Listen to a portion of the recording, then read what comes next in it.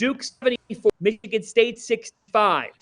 But Kansas, they were tested. They were on the ropes. They beat Kentucky 89-84 in a great, great game. So Tyler Hansbrough, I'm going to start with you.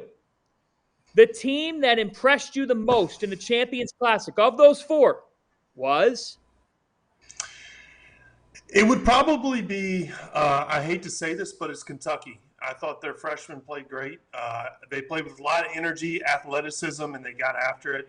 But just like a young team, they didn't close out. And that's a sign of a young team to me is they build a big lead and they just don't get it done at the end.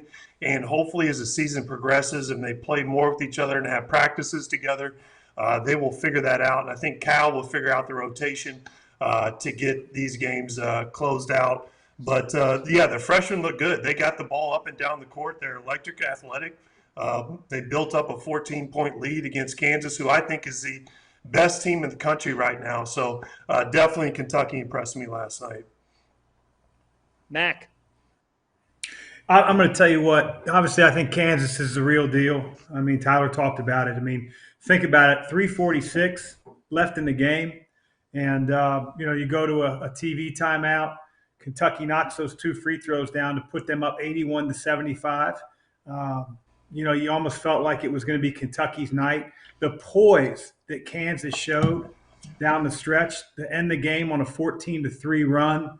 DeJuan Harris, Kevin McCullough with a triple-double, and Hunter Dickinson, his double-double like in the first half and then another one in the second half almost. I just super impressed by Kansas, but much like Tyler, I love what I saw with Kentucky. Just shot way too many threes for my liking, 38 of them.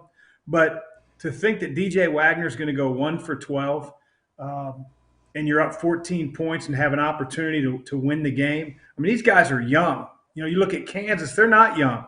DeJuan Harris is a junior. Hunter Dickinson's a senior. Kevin McCall's a senior. You've got a lot of experience on that side. They were down 14 points in a big-time environment. I really liked, and that's obviously without Kentucky playing with 21 feet of length with those three big guys being out. Wait till that happens. I'm just really, really impressed by what I saw in that game. A lot more so than what I saw in the Michigan State Duke game.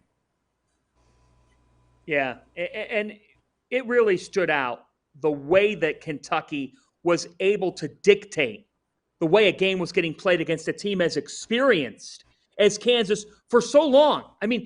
If you look at it, Coach Mack, for a good portion of this game, I'm talking over 20 minutes from the last 10 minutes of the first half to really the first 10, 12 minutes of the second half, Kentucky was controlling the way the game was played. What adjustments did Bill Self make in your mind that allowed Kansas to come back from 14 down and win the game?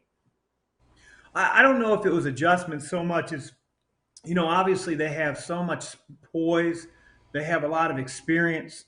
And they didn't get rattled when a lot of teams that get rattled. You go into that last TV timeout, basically down 6 when Antonio Reeves hits both those free throws. And to have the poise they did and close out the game, it's a trait of a Bill Self team. But I think when you have that type of experience that Kansas does, that's what really shone through in the end to me. I thought Kentucky took some ill-advised shots down the stretch, but they're going to learn.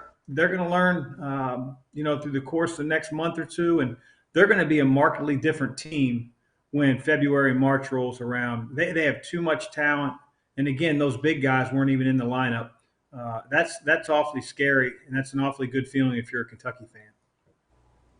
Those being Aaron Bradshaw and Ugonna Onyenza, it's going to be interesting to see when they are back in the equation for the Wildcats just how good they could be.